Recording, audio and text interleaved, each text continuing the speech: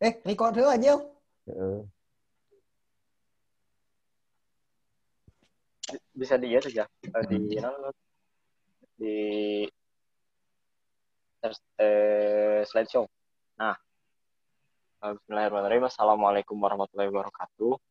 Perkenalkan kami dari grup kewirausahaan kelas 3 BMPI yang beranggotakan Diki Maulana, dan Alian Azel, Muhammad Ramadan, dan Raid Fikri El Arif akan coba untuk mempresentasikan hasil diskusi tentang bisnis plan, yaitu terhadap produk keripik pelepah pisang. Selanjutnya, ide produk keripik pisang yang kami pilih didasarkan pada fenomena tingginya minat konsumsi terhadap cemilan masyarakat Indonesia. Hingga saat ini, minat konsumsi cemilan di Indonesia cukup tinggi. Karena itu, kami ingin memanfaatkan momentum tersebut untuk menjual produk yang memiliki potensi dan pasar yang luas. Oleh karena itu, kami memilih produk yang tidak biasa dijadikan cemilan di pasaran yang sudah beredar di Indonesia, yaitu melalui pemanfaatan produk yang biasanya petani pisang membuangnya karena dirasa tidak memiliki manfaat. Padahal ada beberapa manfaat yang selain dari buah dan kulit ataupun daun pisang yang bisa mereka manfaatkan. Kami mencoba untuk memanfaatkan bagian yang sering terbuang oleh mereka, yaitu pelepah pisang itu. Dari pelepah pisang tersebut kami ubah menjadi sebuah keripik yang memiliki nilai jual dengan ditambahkan beberapa varian rasa agar masyarakat suka dengan keripik yang sehat ini. Karena segudang manfaat yang dimiliki oleh pelepah pisang ini, diharapkan masyarakat dapat merubah atau mengganti pola cemilan yang mereka biasa pilih untuk menemani rasa suntuk mereka menjadi kegiatan nyemil yang menyehatkan. Karena beberapa manfaat yang dapat masyarakat dapatkan dari mengkonsumsi pelepah pisang ini, yaitu diantaranya dapat mengurangi resiko terkena penyakit batu ginjal, mengurangi kadar gula darah dalam tubuh manusia, dan dapat menurunkan berat badan. Sehingga saat masyarakat tetap gemar melakukan nyemil di saat waktu luang, mereka tidak usah khawatir karena akan terpengaruh oleh naiknya berat badan, karena kandungan dalam pelepah pisang ini dipercaya dapat menurunkan berat badan masyarakat khususnya di Indonesia. Selanjutnya. Ya, selanjutnya ada prospek pasar dari produk snack pelepah pisang ini, yang mana melihat kebiasaan ngemil yang menjadi hobi kebanyakan orang untuk mengonsumsi makanan ringan seperti keripik, snack, dan lain-lainnya untuk menemani waktu luang mereka. Dan bisa dibilang kebiasaan atau hobi ini tidak akan pernah mati karena sudah menjadi kebutuhan banyak orang. Dan kami memanfaatkan pelepah pisang ini untuk dijadikan snack yang sehat karena target pasar dari produk snack pelepah pisang ini yaitu anak muda sampai dewasa, bahkan orang tua yang mana suka mengonsumsi makanan ringan namun mempunyai gaya hidup yang sehat. Nah, snack pelepah pisang ini jika dikelola dengan sangat baik bisa menjadi salah satu bisnis baru yang sangat menguntungkan. Juga dengan didukung adanya cemilan yang ada di toko oleh-oleh dan juga retail-retail yang tersebar di seluruh Indonesia, menjadi peluang bagi kami untuk bisa mengenalkan produk snack pelepah pisang ini dan lebih memperluas lagi pasar produk ini baik ke warga lokal maupun wisatawan mancanegara. Nah, selain menjual di dalam negeri, kami pun melihat peluang besar untuk bisa mengekspor produk kami ke luar negeri. Karena melihat pelepah pisang ini, karena melihat pelepah pisang mentah yang mana diminati juga di luar negeri dan dijual dengan harga yang bisa dibilang sangat menguntungkan, sehingga produk snack pelepah pisang ini diharapkan bisa menjadi inovasi baru dan diterima di pasar internasional. Perkembangan teknologi dan banyak orang yang sudah sangat mudah untuk mengakses informasi atau bahkan mencari kebutuhan mereka secara online, maka kami akan melakukan pemasaran yang dilakukan di media sosial seperti Instagram, dan juga membuat website untuk mempercepat perluasan pasar dari produk snack pelepah pisang ini. Juga selain manfaat dari membangun pemasaran digital bisa menjadi brand image dan top of mind snack sehat di kalangan masyarakat. Baik, selanjutnya untuk menjalankan bisnis ini, kami memiliki visi yaitu menjadi pionir camilan sehat dan memberdayakan petani Indonesia. Alasannya sudah dijelaskan oleh kedua teman saya sebelumnya, bahwasanya uh, kita ingin memanfaatkan limbah dari pohon pisang yang biasanya langsung dibuang setelah buahnya diambil, seperti itu. Kita juga membawa 3 misi utama, yaitu yang pertama mengoptimalisasi hasil tani petani lokal, lalu yang kedua memanfaatkan kegemaran masyarakat menjadi peluang bisnis, dan yang ketiga membangkitkan potensi UMKM Indonesia dan menjadikan UMKM sebagai salah satu kekuatan ekonomi terbesar bagi Indonesia. Karena seperti yang kita tahu, UMKM yang ada di Indonesia sangatlah besar angkanya, maka dari itu kami mencoba untuk memberdayakan UMKM yang ada di Indonesia dengan keikutsertaan kami membangun bisnis keripik pelepah pisang ini. Boleh selanjutnya? Oke, ini adalah tujuan dari perusahaan kami atau usaha kami, yaitu dengan camilan sehat pelepah pisang, kami berambisi untuk memperbaiki kebiasaan dan kegemaran masyarakat untuk nyemil sehat tanpa perlu khawatir dengan efek samping, seperti kegemukan dan lainnya. Selain itu, kami juga berambisi untuk memaksimalkan hasil tani, khususnya pisang untuk kami pergunakan sebagai bahan dasar pembuatan produk kami, yaitu pelepah pisang itu sendiri. Boleh selanjutnya?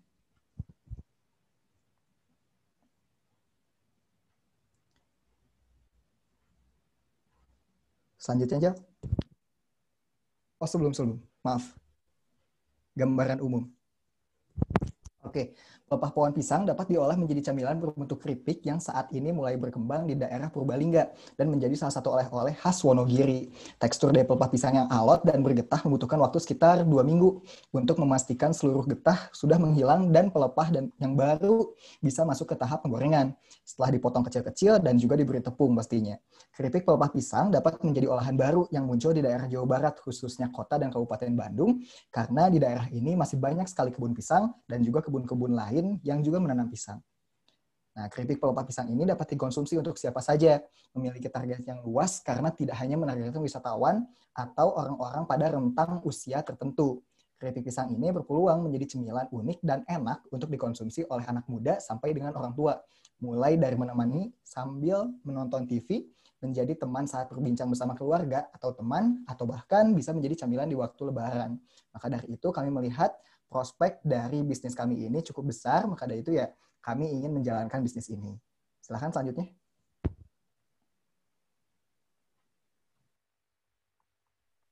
Selanjutnya tentang jenis produk yang akan kami tawarkan kepada pasar di kemudian hari, yaitu jenis produknya yaitu produk makanan berupa keripik pelepah pisang yang kami olah dari awal pelepah pisang tersebut mentah hingga siap dijual ke konsumen dengan memiliki 3 varian rasa berbeda. Yang pertama rasa jagung manis, rasa keju, dan original. Untuk ukuran produk yang kami tawarkan yaitu 125 gram dan 250 gram. Dan kami memanfaatkan, berusaha untuk memberikan manfaat dari produk yang dihasilkan dari pelepah pisang itu sendiri, yaitu diantaranya pelepah pisang tersebut dapat menurunkan kolesterol dalam darah, mengobati batu ginjal, menurunkan gula darah, dan menurunkan berat badan. Selanjutnya,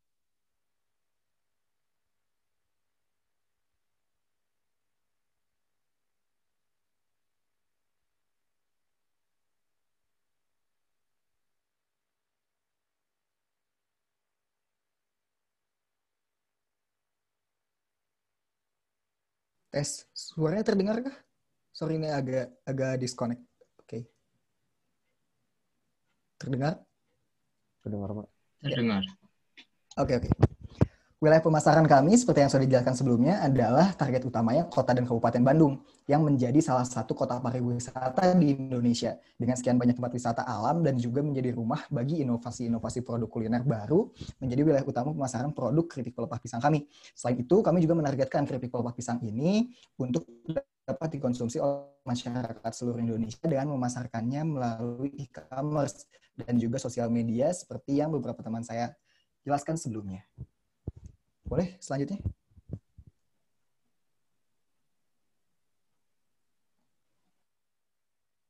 selanjutnya jumlah permintaan terhadap produk.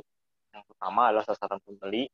kami mencoba mensegmenkan dari sasaran pembeli yang akan kami raih atau akan kami jangkau, yaitu pada masyarakat yang berjenis kelamin laki-laki maupun perempuan pada kisaran 18-50 tahun, daerah Cimahi, Kota Bandung, dan Kabupaten Bandung Barat dan sekitarnya.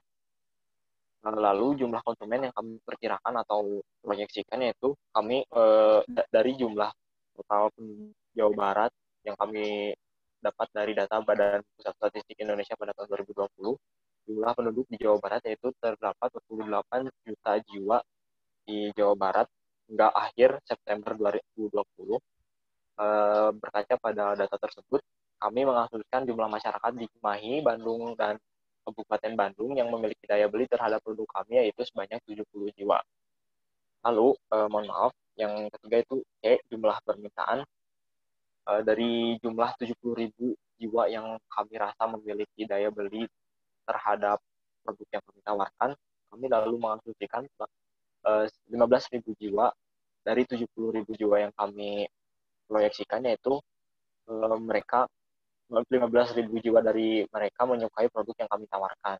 Dan setiap jiwa yang membeli produk kami yaitu membeli seminimal mungkin membeli dua piece produk yang kami tawarkan. Maka jumlah permintaan terhadap produk kami pada tahun pertama yaitu sebanyak 30.000 piece. Selanjutnya,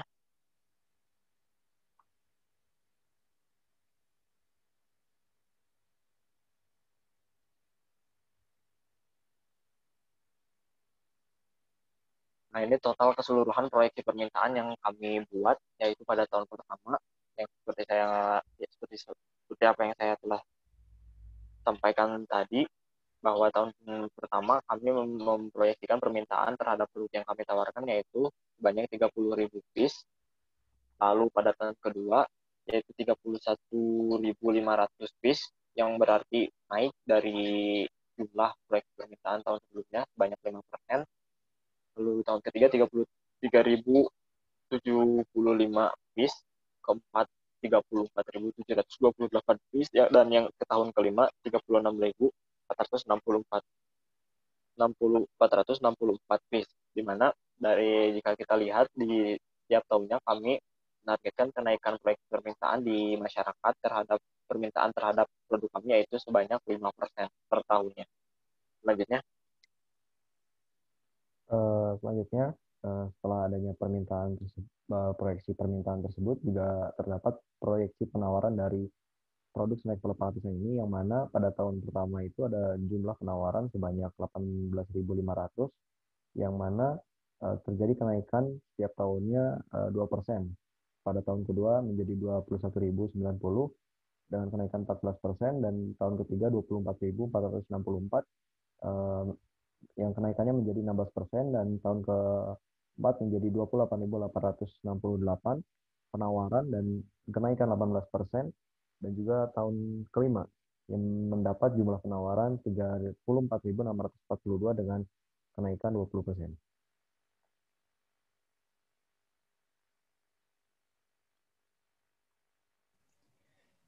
Nah, dari proyeksi yang sudah diproyeksikan sebelumnya, yaitu proyeksi penawaran dan juga permintaan, setidaknya dalam setiap tahunnya kami mendapatkan 0,2% pertambahan pangsa pasar.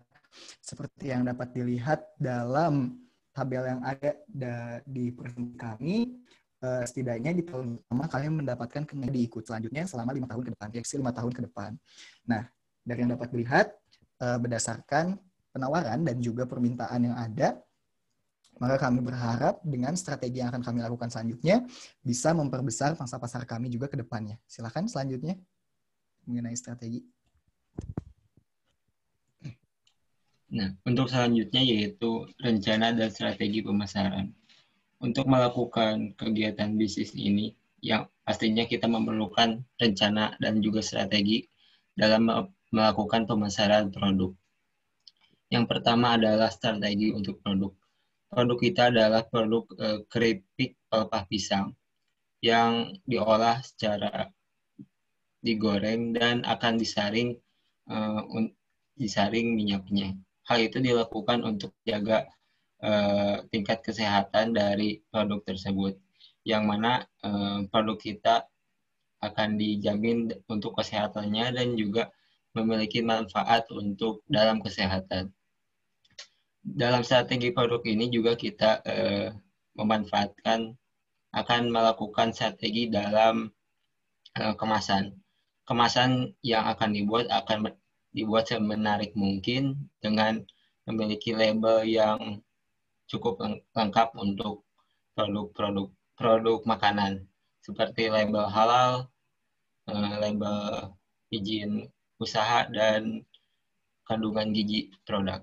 Yang selanjutnya yaitu strategi harga. Kita sadar bahwa produk ini merupakan produk cemilan di mana harga di pasaran adalah harga bersaing. Maka untuk strategi harga pada produk kita yaitu harga penetration price atau melakukan penetrasi terhadap harga yang ada di pasaran. Yaitu kita melakukan penetapan harga tidak jauh di harga rata-rata di pasaran, yaitu dalam kisar 10.000 untuk satu pieces produk. Yang selanjutnya yaitu strategi pemasaran. Strategi pemasaran promosi. Promosi merupakan kegiatan untuk memperkenalkan produk kepada calon konsumen dan pasar. Untuk promosi yang akan kami lakukan adalah melalui sosial media, influencer, dan e-commerce. Promosi tersebut dilakukan dengan cara berbayar dan secara non berbayar atau gratis. Tahap awal promosi kita yaitu dilakukan secara berbayar di sosial media dan juga e-commerce untuk meningkatkan brand awareness pada produk kita. Yang selanjutnya kita akan melakukan promosi secara non berbayar dan juga berbayar dengan intensitas rendah dengan tujuan untuk meningkatkan konsumen untuk melakukan pembelian ulang. Yang selanjutnya yaitu strategi distribusi. Distribusi produk kita yaitu akan dilakukan melalui online, cara retail online atau e-commerce, dan juga retail offline melalui reseller dan juga toko oleh-oleh. Selanjutnya. Selanjutnya proses produksi dari awal barang mentah kami dapatkan dari para petani yang telah bekerja sama bersama kami hingga produk tersebut siap didistribusikan kepada konsumen akhir. Diawali dengan pemilihan pelepah pisang, di mana saat telah menerima pelepah pisang yang dikirimkan dari beberapa petani yang telah memiliki kerjasama dengan kami memilih beberapa pelepah pisang yang telah sebelumnya juga dipilih oleh para petani, sehingga kami melakukan 2 kali pengecekan dalam memastikan bahwa pelepah pisang yang kami gunakan dan yang kami produksi itu merupakan pelepah pisang pilihan yang terbaik. Lalu setelah kami memilih pelepah pisang dan kami mendapatkan pelepah pisang yang terbaik menurut kami, lalu kami membuka atau melepaskan bagian luar dari pelepah pisang tersebut karena kami hanya membutuhkan bagian dalam pelepah pisang yang akan kami produksi nantinya. Lalu yang kedua ada proses penghilangan zat berbahaya pada pelepah pisang. Nah, proses yang kedua ini kami lakukan karena ingin memastikan bahwa pelepah pisang yang kami produksi itu tidak mengandung zat-zat yang berbahaya bagi kesehatan konsumen kami nantinya. Oleh karena itu kami berusaha untuk menghilangkan zat-zat tersebut dengan cara merendamnya selama 24 jam di campuran air, garam, dan kapur sirih, karena zat dari garam dan campuran kapur sirih tersebut dipercaya dapat menghilangkan zat-zat dan getah-getah yang berbahaya yang terdapat pada pelepah pisang. Lalu yang ketiga, setelah pelepah pisang yang kami dapatkan dan kami rendam pada campuran air, garam, dan kapur sirih selama 24 jam, kami kembali mencucinya sebelum merendamnya ke dalam campuran bumbu khas yang kami miliki. Tentunya bumbu yang kami miliki berbeda dengan bumbu yang dipakai oleh pesaing kami, bumbu kami memiliki ciri khas tersendiri. Lalu yang terakhir yaitu setelah pelepah pisang kami rendam selama 1-2 jam, pelepah pisang tersebut siap untuk digoreng, dan setelah pelepah pisang tersebut masak dan ditiriskan dengan menggunakan alat peniris sehingga minyak-minyak yang terdapat dalam keripik pelepah pisang tersebut benar-benar terserap, kami menambahkan beberapa rasa produk seperti original, rasa keju, dan jagung manis, dan akhirnya produk tersebut siap untuk dikemas dan didistribusikan kepada konsumen. Selanjutnya,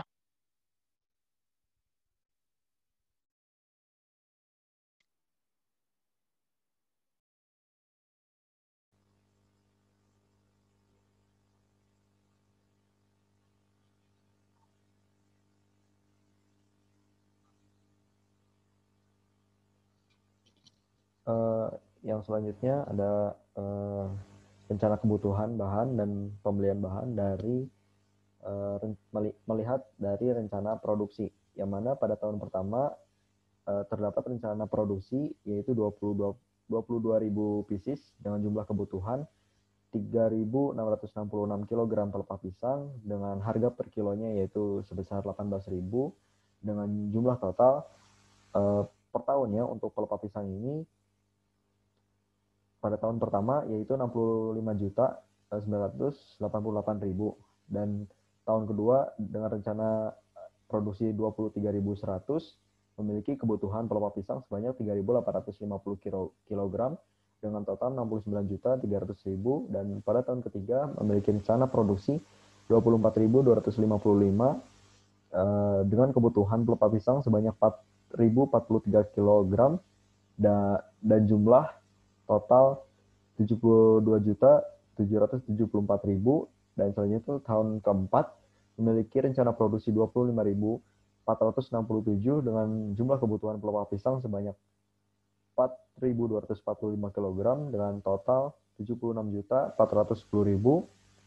dan tahun terakhir tahun kelima memiliki rencana produksi sebanyak 26.741 dengan jumlah kebutuhan pelepah pisang sebanyak 4.457 kg dengan total dana yang dibutuhkan sebesar 80.226.000.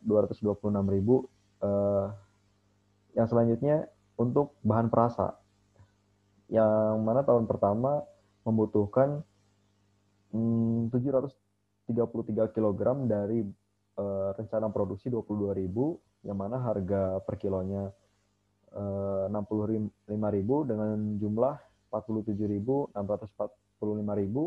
dan untuk tahun kedua 770 kg untuk bahan perasa dengan total 50.050.770. Tahun ketiga 808 kg dengan total jumlah 52.521.616. Untuk tahun keempat 849 kg dengan total 55.187.547, dan yang terakhir tahun kelima membutuhkan bahan perasa sebanyak 891 kg dari rencana produksi 26.741 dengan total 57.918.564, yang mana didapat total biaya dari tahun ke-1 sampai tahun kelima dimulai dari tahun 1 113.633.000, dan untuk tahun selanjutnya mengalami kenaikan sekitar 5 sampai 6 juta rupiah.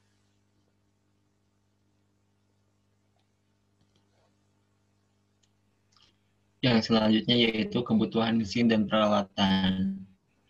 Dalam proses produksi, kita memerlukan peralatan dan mesin yang mencakup pertama mesin pengiris sebesar 7.500.000 rupiah, yang kedua alat penggorengan sebesar 2 juta rupiah, kemudian mesin peniris minyak sebesar 1.500.000 rupiah, dan yang terakhir yaitu alat packing yaitu sebesar 4 juta rupiah. Dan total dari biaya mesin dan peralatan, yaitu selanjutnya.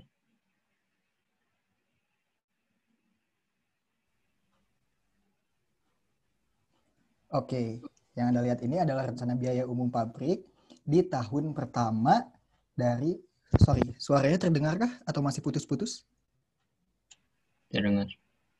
Oke, yang Anda lihat ini adalah rencana biaya umum pabrik yang mana sedikit merangkum dari 2 slide sebelumnya, yaitu pembelian bahan serta mesin dan peralatan.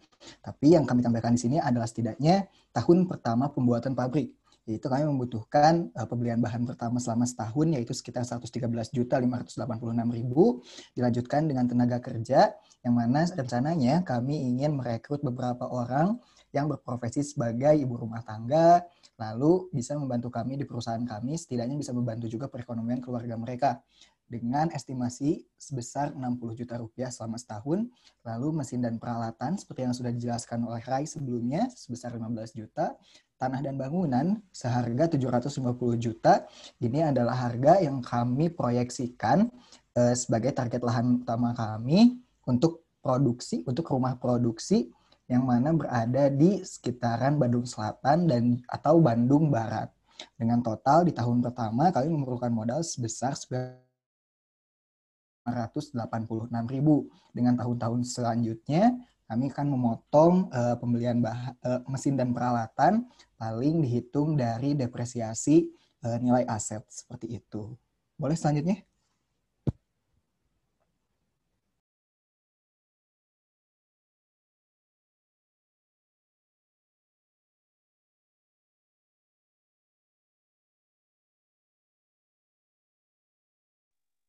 Lalu ada organisasi dan tata kerja, sama seperti kebanyakan perusahaan pada umumnya, kami memiliki general manager dan membawahi divisi berbeda, yaitu manajer produksi, manajer pemasaran, dan manajer keuangan, dan manajer administrasi.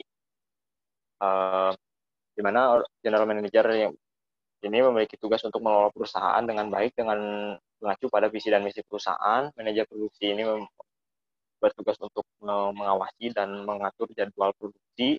Manajer pemasaran memiliki tujuan utama, yaitu memasarkan produk dan menetapkan strategi supaya pemasaran yang dilakukan adalah dapat berjalan secara efektif dan efisien. Dan ketiga, manajer keuangan yang memiliki fungsi utama, yaitu mengelola keuangan perusahaan dan ikut merumuskan strategi ke depannya berdasarkan analisis keuangan yang mereka lakukan. Dan yang terakhir, manajer administrasi, yaitu memiliki tujuan utama untuk mengatur administratif dari perusahaan untuk bekerja sama dengan perusahaan lain maupun dengan konsumen. Selanjutnya.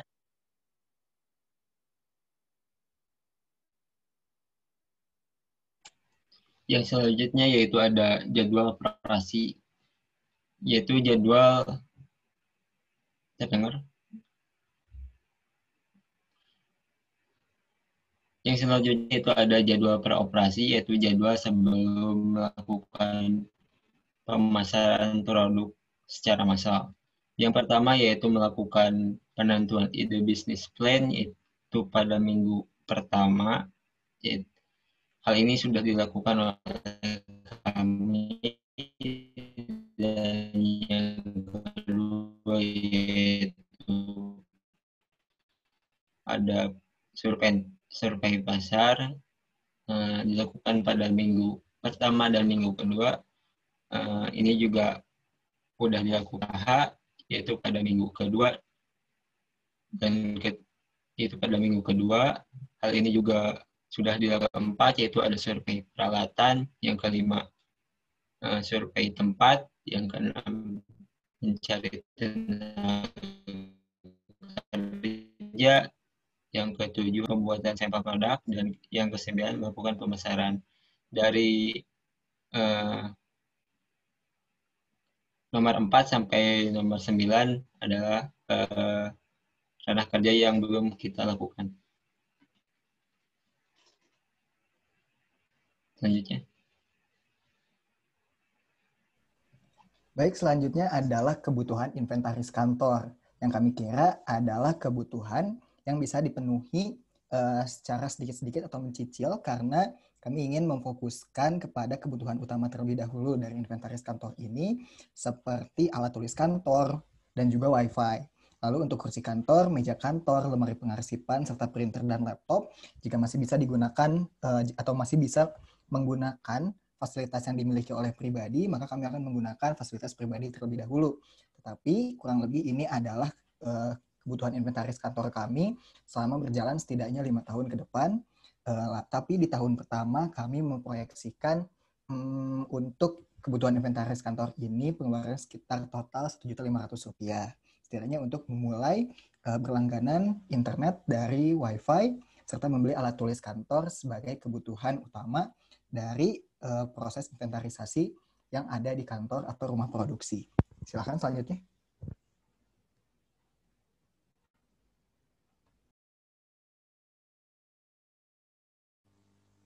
Yang selanjutnya ada rencana biaya umum, yaitu terdapat biaya produksi untuk biaya bahan baku dan biaya penjualan, yaitu biaya kirim barang dan pemasaran, dan untuk biaya administrasi dan umum seperti biaya listrik.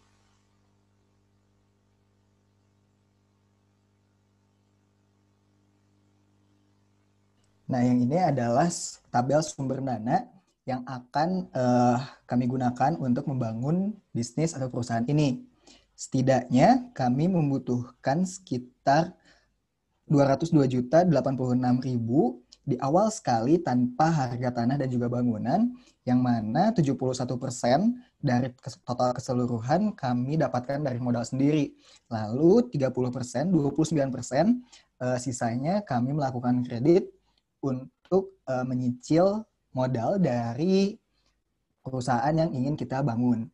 Nah, dari sini dapat dilihat bahwasannya kami membeli investasi yang mana memiliki harga tetap dan juga beberapa bahan baku, upah langsung, biaya umum, kas, terus ada juga total biaya produksi yang hanya untuk produksi saja sekitar 173.586.000. Tapi secara keseluruhan 70% diantaranya kami akan mulai dari modal sendiri, dengan 29% sisanya kami melakukan kredit untuk mendukung dana awal pembentukan perusahaan kami. Selanjutnya.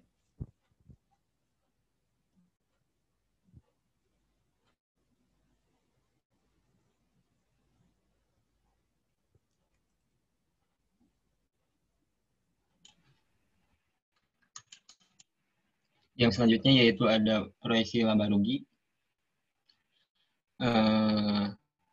Dari rencana bisnis kami, kita di tahun pertama akan mendapatkan profit margin sebesar, tahun kedua kita juga akan mendapatkan 16%.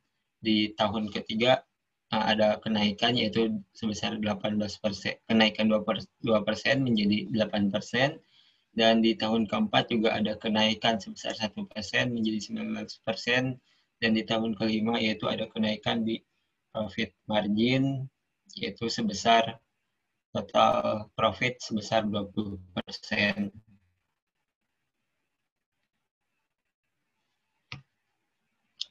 Dari profit tersebut kita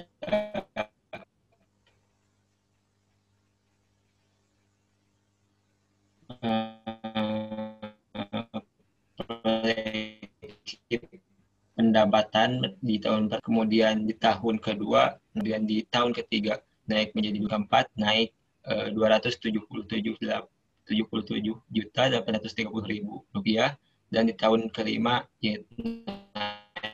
naik menjadi 291.721.500 rupiah. Atau jika kita lihat bahwa kenaikan ini sebesar 5% per tahun untuk pendapatan atau penjualan.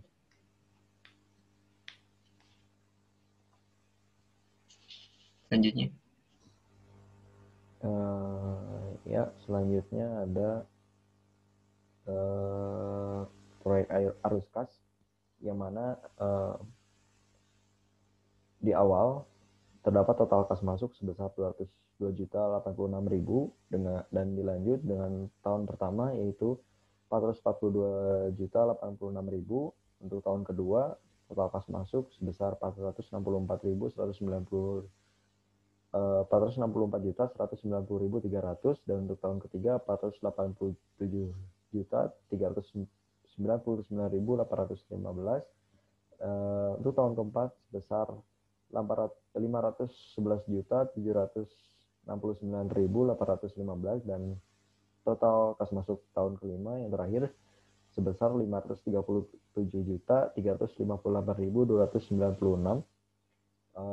Dan juga terdapat total kas keluar pada tahun pertama sebesar 202.200.000, pada tahun kedua 209.340.000, pada tahun ketiga 216.837.000 dan tahun keempat sebesar 224.708.850 dan tahun kelima total kas keluar sebesar 232.974.293 yang mana didapat saldo kas akhir yaitu total kas masuk dikurangi total kas keluar pada tahun awal yaitu 202.086.000 dan tahun pertama tahun ke-1 225.070.155.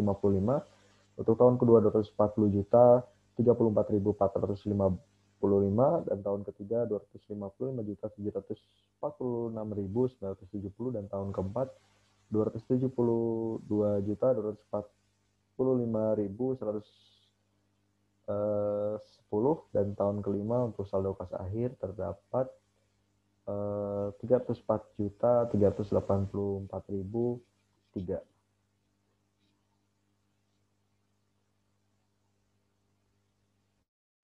Selanjutnya ada proyeksi neraca, di mana proyeksi neraca ini kami buat untuk mengetahui nilai return on investment yang perusahaan kami dapatkan dari beberapa investasi yang telah kami keluarkan.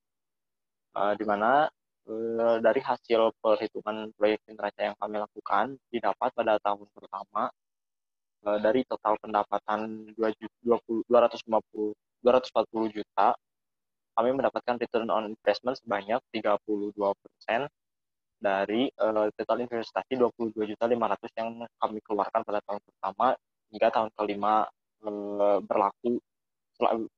Maksud saya 22.500.000 yang berlaku selama 5 tahun. Lalu pendapatan pada tahun kedua yaitu sebesar 252 juta dibagi dari total investasi sebanyak 22.500.000, yaitu sehingga kami dapat mendapatkan return on investment di tahun kedua yaitu sebanyak 34%. Lalu di tahun ketiga dengan total pendapatan 264.600.000, kami mendapatkan return on investment sebesar 36%.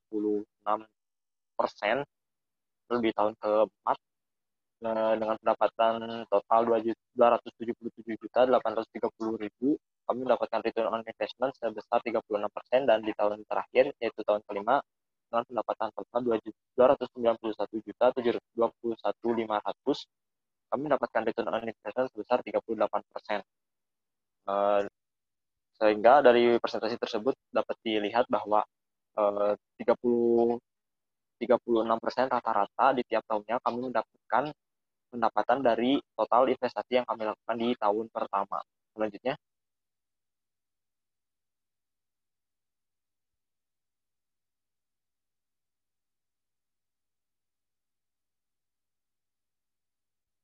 Nah ini. Selanjutnya.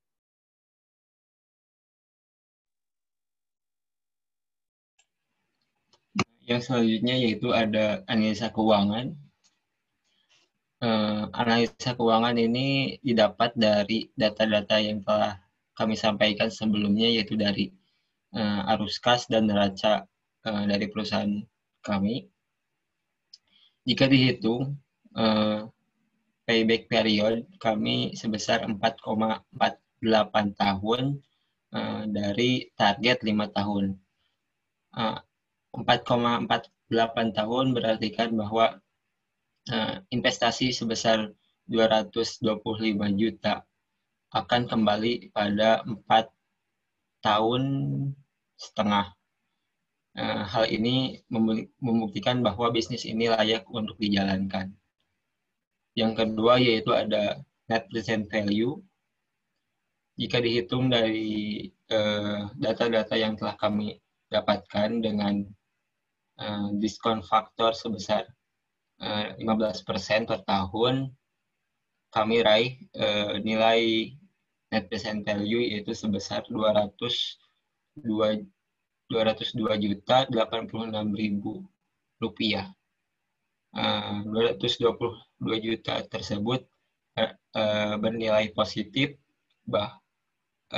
berartikan bahwa bisnis ini layak untuk dijalankan.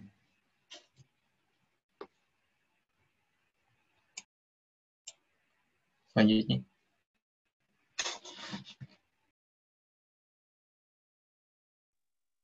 Mungkin sekian yang dapat kami sampaikan tentang bisnis plan atau rencana usaha yang kami buat tentang pembuatan keripik pelepah pisang yang akan kami lakukan di kemudian hari. Terima kasih atas perhatiannya. Mohon maaf bila ada beberapa kesalahan kata maupun beberapa kesalahan teknis yang terdapat pada layar presentasi yang kami tampilkan. Dan sekian yang dapat kami sampaikan. Mohon maaf bila ada kesalahan. Assalamualaikum warahmatullahi wabarakatuh.